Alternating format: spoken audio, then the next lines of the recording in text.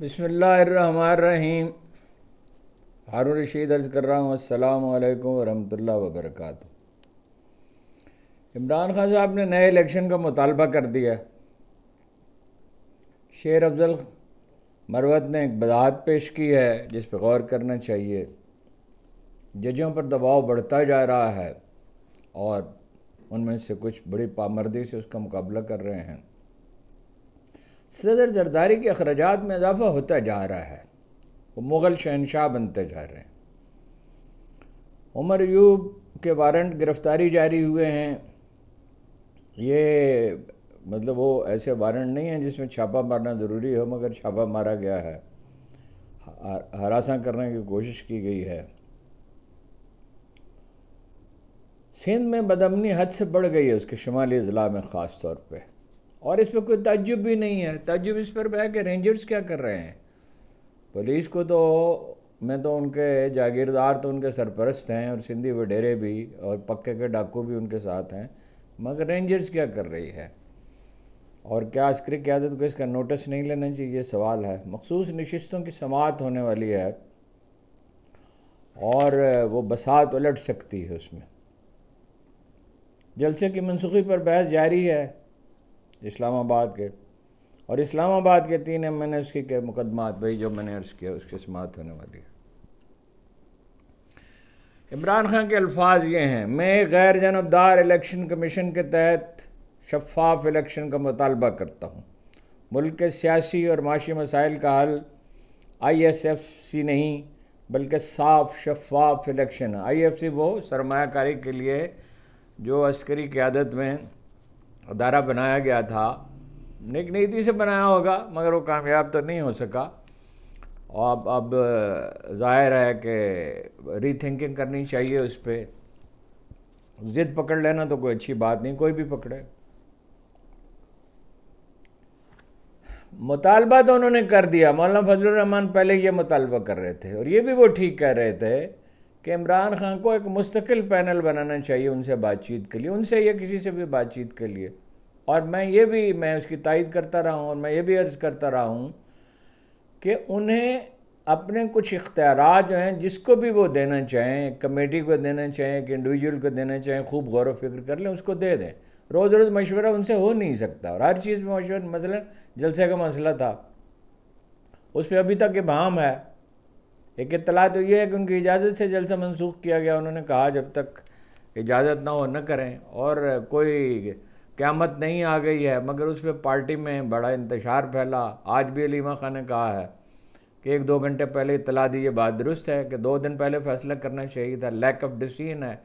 जो नई क़यादत है वो उसमें लोग मुखलिस हो सकते हैं लेकिन ना तजुर्बाकार हैं, सियासी हरकयात को तो नहीं समझते, फिर उनकी पेशा वराना ज़िम्मेदारियाँ हैं, वकील हैं ज़्यादातर। सवाल ये है कि क्या PTI नए इलेक्शन के लिए साजगार माहौल पैदा कर सकती है। जनाबे वाला मौसम गर्म है, बहुत, इतना गर्म है कि कभी पाकिस्तान में इससे पहले इतनी गर्मी कभी नहीं पड़ी।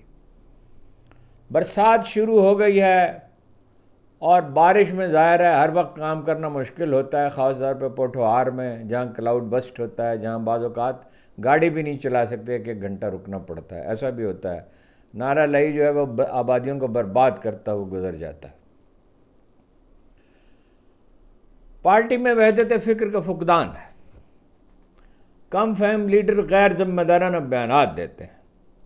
कुछ मशकूक लोग हैं और बाद अपनी चौधराहट के लिए हर अखलाकी कदर और हर अपने शख्स को जो वो समझते हैं हमारे रास्ते में रुकावट है उसको रौंदने के लिए तैयार नज़र आते हैं।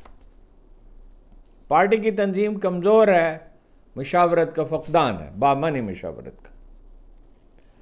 लेकिन रोशन पहलू ये है कि बदतरीन हालात में, बदतरीन जहरीले प्रोपेगेंडे के बावजूद, सियासी माफियाज की जान तोड़ कोशिशों के बावजूद, साजिशों के बावजूद खान तो डटा हुआ है। आज एक गैर सियासी मगर बहुत अहम शख्सियत से मेरी मुलाकात हुई, एक इल्मी शख्सियत से। उन्होंने मुझसे पूछा इमरान खान को जहर दिया जाएगा या मुल्क से बाहर फेंक दिया जाएगा या वो इक़्तिदार में आएगा।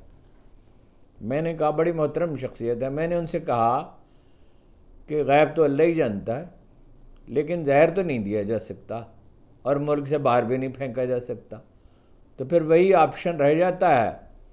तो ये बाकी अल्लाह बेहतर जानता है क्या होगा, लेकिन जब कराइन तो ये कहते हैं कि हर रोज़ उसकी कुव्वत बढ़ती जाती है, उसकी कुव्वत में कोई कमी नहीं आ रही। और दूसरा रोशन पहलू ये है कि कारकुन डटे हुए हैं।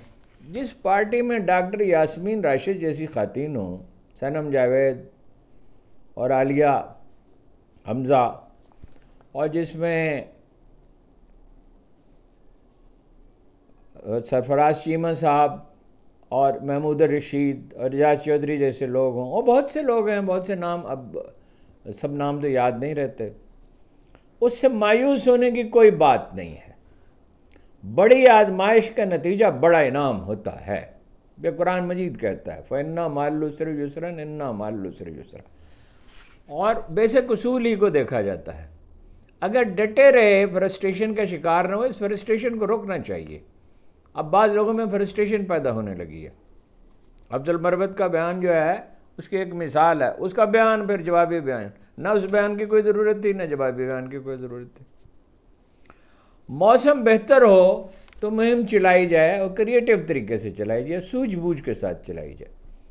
और जिस चीज़ पे मैं बहुत ज़ोर देता हूँ, जिस पे कोई तवज्जो करने वाला नहीं है, वो ये है कि मुल्क में कम अज़ कम 20, 25, 30 बल्कि 40, 50 ऐसे आदमी हैं जो कौमी मईशत और इस्तेहकाम के लिए जिन्होंने अरकरेज़ी की है और बाद में 20, 25 बरस तक की है।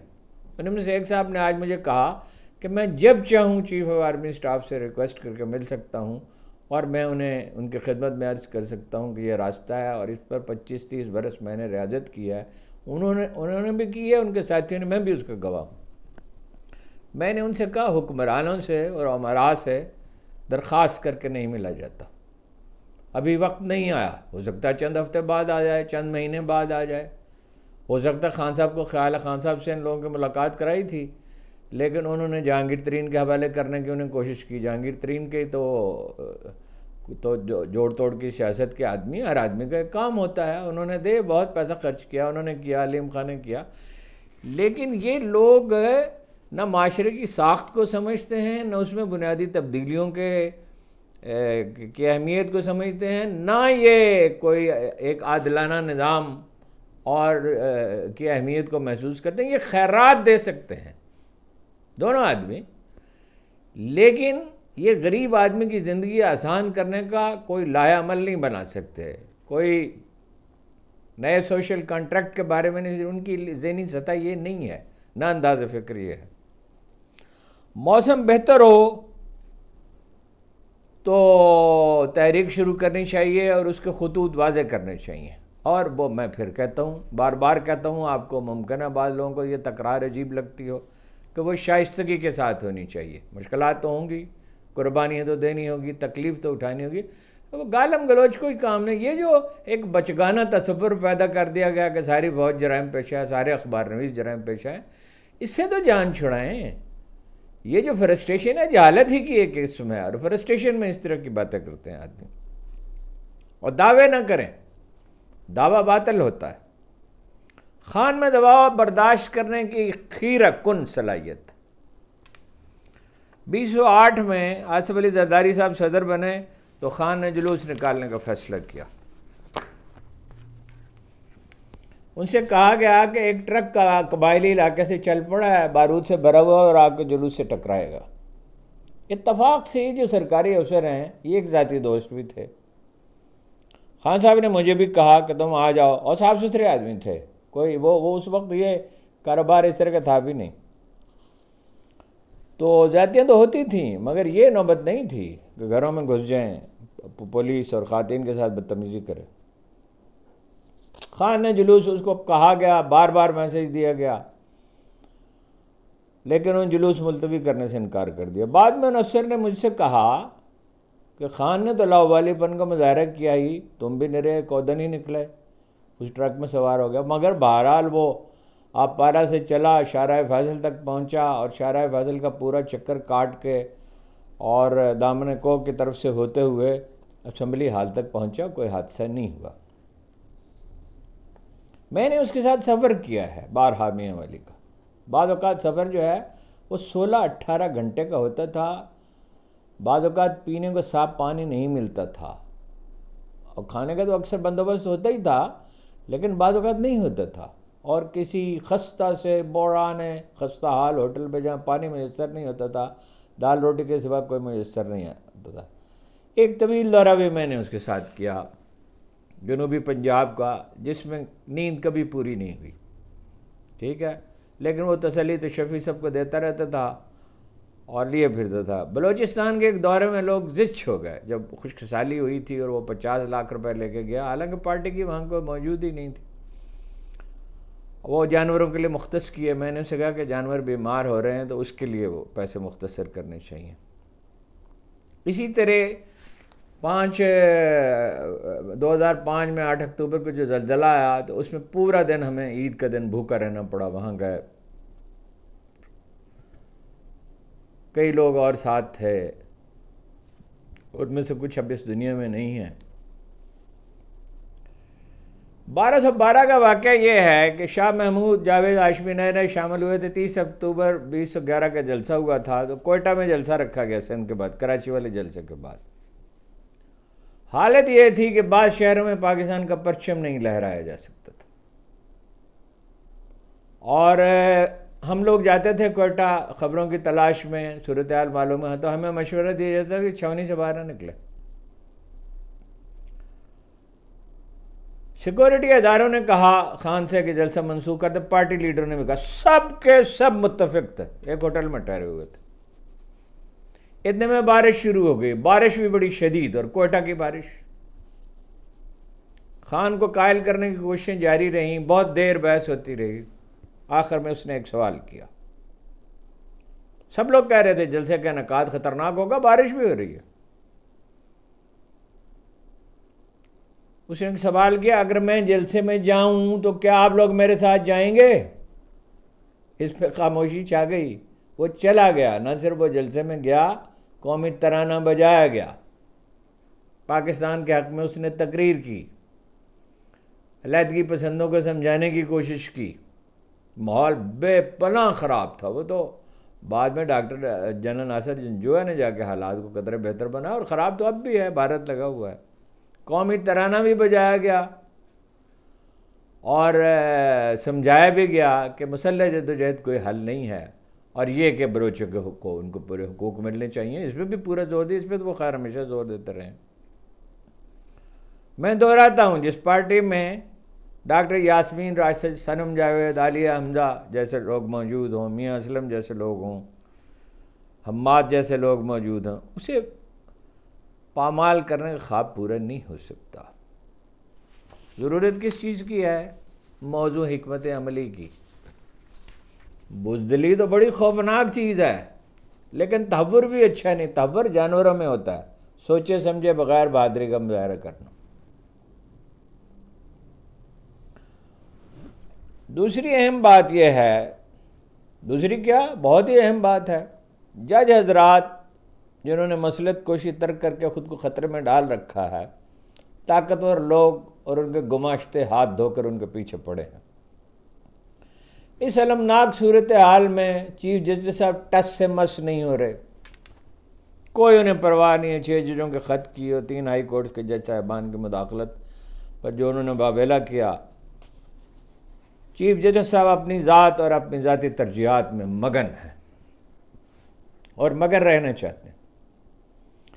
जस्टिस बंदयाल ने इलेक्शन कराने का हुक्म दिया तो उनकी बुजुर्ग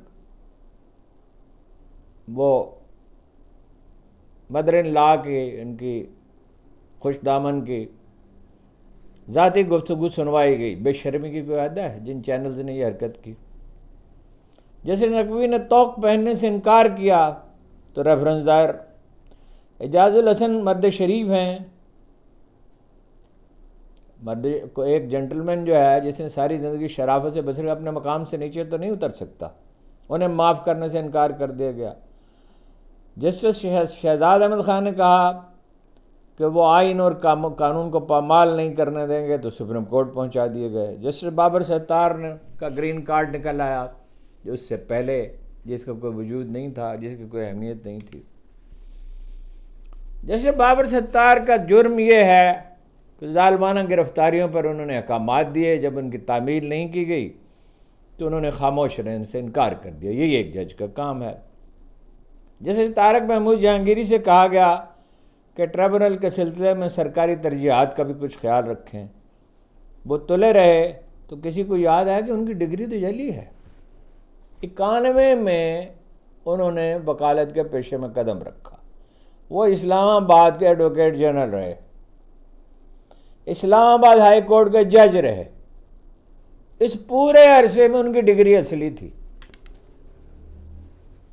जब उन्होंने NA 46, 47, 48 इस्लामाबाद में फार्म 45 तलब किए, जो जल्दसाजी से जीते हैं 3 आदमी, और जब उन्होंने वकला से खिताब करते हुए कहा कि जज कैदी बन गए हैं, और जाहिर है उनका इशारा मुदाखलत और ब्लैकमेलिंग के लिए घरों में कैमरे नस्ब करने की तरफ था। और जब उन्होंने टेरियन वाइट केस में को नाकाबिले समाअत करार दिया तो कहीं एक गुमनाम आदमी को पता चला कि उनकी डिग्री तो जली है। एक असली आदमी की डिग्री जली कैसे हो सकती है? लेकिन जो हालात हैं उसमें स्याह को सफ़ेद और सफ़ेद को स्याह साबित करने की कोशिश की जाती है और बाद औक़ात मान ली जाती है। जहाँ जनाब सुल्तान सिकंदर और हों चीफ इलेक्शन कमिश्नर, जहाँ अताउल्लाह तार और ओन चौधरी हों, ओन चौधरी हरा दें सलमान अकरम राजा को, वहाँ कुछ भी हो सकता है। लेकिन बहरहाल उसका ऐसे लोग भलते भूलते हैं, लेकिन याज़मीन राशिद भी तो हैं। मायूस होने की तो कोई बात नहीं है। दूसरों को भी तो छोड़िए आप, गैर जानबदार लोगों को, ये जो PTI से हमदर्दी रखते हैं उसके मजलूम होने की वजह से, हम लोग कोई उनके सहरज़दा मद्दाह नहीं है इमरान खान के। उनके पूरे दौरे हुकूमत में हम उनकी जहाँ जो उन्होंने अच्छे काम किए, हेल्थ कार्ड और दरख्त लगाना, शजरकारी, डैम बनाना, कफालत प्रोग्राम, आसान कर्ज़े, एहसास प्रोग्राम, ये वो, उसकी तो हमने हमायत की। वो तनकीद भी बहुत की, मैंने बुज़दार पे बहुत तनकीद की, बेपनाह इतनी सख्त तनकीद की कोई हद ही नहीं है। हमारे ख़िलाफ़ एक महाजन शेख रशीद जैसे वो ज़रा जो हैं वो हमारे ख़िलाफ़ भड़काते रहे उनको, और हम भी अपना खामोशी से सुनते रहे। दाखिला हमारा बंद कर दिया गया सरकारी तकरीबात में। लेकिन अब वो मजलूम हैं, उनका हक़ है हुकूमत बनाने का। मायूस होने की कोई वजह नहीं है। देखिए कितने अखबार नवीस हैं, साबिर शाकर हैं। साबिर शाकर कोई स्कॉलर तो नहीं है, कोई बड़े अखबार नवीस तो नहीं थे। बड़े अखबार में तो खैर इमरान रियाज भी नहीं थे, लेकिन सब लोग अब उनके सामने बौने बन गए। डॉक्टर मुईद पीरज़ादा को बाहर जाना पड़ा, तशद्दुद सहना पड़ा, उनके भाई अब भी अगवा किए गए हैं, शहबाज गिल के, और लोग बजाज सईद हैं, और लोग हैं। लोगों ने तकलीफ, आप उनकी राय से इख्तलाफ कर सकते हैं, उनके अप्रोच से, लेकिन लोगों ने तकलीफ़ सही है, आज़म सवाती हैं, कुर्बानियाँ दी हैं लोगों ने। मायूस होने की कोई वजह नहीं है। दूसरों को तो आप छोड़िए। नजम सेठी कहते हैं जो खला था वो इमरान खान ने पूरा कर दिया, अब किसी सियासी जमात के लिए कोई जगह नहीं। लोगों को मौका मिला तो इमरान खान को वोट देंगे, और इस हकीकत को तस्लीम करना पड़ेगा। मैं ये कहता हूँ सियासी कारकुनों की कुर्बानियाँ काबिल सद एहतराम हैं। बाइबल कहती है ऐसे ही लोग ज़मीन का नमक हैं। तो अखलाक का दामन जो हाथ से ना छोड़े, शर्त यह है। लेकिन जजों से तो ये उम्मीद नहीं थी, इतनी बड़ी बड़ी मरात, इतनी सहूलतें, लेकिन कैसे वो डट कर खड़े हुए हैं। और अहद आइंदा का मुअर्रख उन्हें खराज तहसीन पेश करेगा तो उसे अल्फाज तलाश करने में दिक्कत होगी। शेर अफजल मरवत साहब ने वजाहत की है, इसम बा मुसम्मा शेर अफजल, कि एक तरमीम शुदा क्लब की बुनियाद पर, मैं ये पढ़ के सुना रहा हूँ, एक तरमीम शुदा क्लिप की बुनियाद पर पार्टी कारकुनों ने मुझ पर तनकीद शुरू कर दी है। पूरा इंटरव्यू देखकर उन्हें फैसला करना चाहिए। मुतनाज़ा बात सिर्फ वो है जिसमें मैंने कहा कि खान साहब से मैं अपने बारे में शिकायत करूंगा। पूरा इंटरव्यू अगर कोई सुने और देखे तो उसकी गलत फहमियाँ दूर हो जाएंगी। मैंने कभी ये नहीं कहा कि खान साहब हसद का शिकार हैं या उनके फैसलों से पार्टी के मफादात को नुकसान पहुंचा है। देखिए, शेर अफजल के मौक़िफ़ पर गौर करना चाहिए। गैर मोहतात तो वो हैं, नौजवानों की जज्बातियत है उनमें, और वो ये, लेकिन अगर वो एजेंट होते उनका घर गिराया जाता, उनके किरदार कुशी की जाती। ऐसे लोग एजेंट बन सकते ही नहीं हैं। ये बात किसी तरह अक्ल तस्लीम नहीं करती। ऐसा आदमी साजिश भी नहीं कर सकता। एजेंट होना तो बहुत दूर की बात है। वो तो खुशामद करता इमरान खान के, खूब डट के, और बाकी लीडरों के साथ भी मुनाफकत से पेश आता, और उसके तो जानशीन बनने तक का इम्कान मौजूद था। लेकिन बहरहाल जज्बाती हैं, उन्हें एहतियात करनी चाहिए। अब बड़ा उनकी जवाब तलबी की है जनाब अली मोहम्मद खान ने। अली मोहम्मद खान बातों के आदमी हैं, काम के आदमी नहीं हैं। तकरीर अच्छी करते हैं, जेल जो है हिम्मत से काटी है। उनके हल्के के लोगों से जाके पूछें, किसी काम के आदमी नहीं। वो उन्हें तो टिकट देने के हक में नहीं थे। पिछली दफ़ा बड़ी मुश्किल से उन्हें टिकट मिला था। तो उनसे काम, शेर अफजल साहब को भी एहतियात करनी चाहिए। उनसे काम वो लेना चाहिए जो वो कर सकते हों, और उन्हें अल्फाज के इंतखाब में मोहतात होना चाहिए। सिंध के शुमाली ज़िला में ये बड़ा अहम मौजू है, बड़ी बदअमनी है। कश्मोर, कंदकोट, शिकारपुर, घोटकी, सक्कर और जकाबाद बढ़ती चली जाती है। लोग इतने पशमुर्दा हैं, इतनी ख़राब हालत है, लोग इतने डिप्रेस हैं कि जिसकी कोई हद नहीं है। तीरगी है कि उमड़ती ही चली जाती है। शब की रग रग से जहर फूट रहा हो, दोनों आलम का नशा टूट रहा हो। जैसे चल रही है कुछ इस अंदाज से नबज़े हस्ती, शब की रग रग से लहू फूट। बड़ी बेचैनगी। आए दिन पक्के के डाकू और जागीरदारों और पुलिस के ताबन से लोगों को अगवा कर लिया जाता है। कच्चे के डाकू जो हैं, सियासतदान उनके सरपरस्त हैं। हत्ता कि पुलिस भी महफूज नहीं। 3 जुलाई को कंदकोट के करीब 2 पुलिस वाले कत्ल कर दिए गए।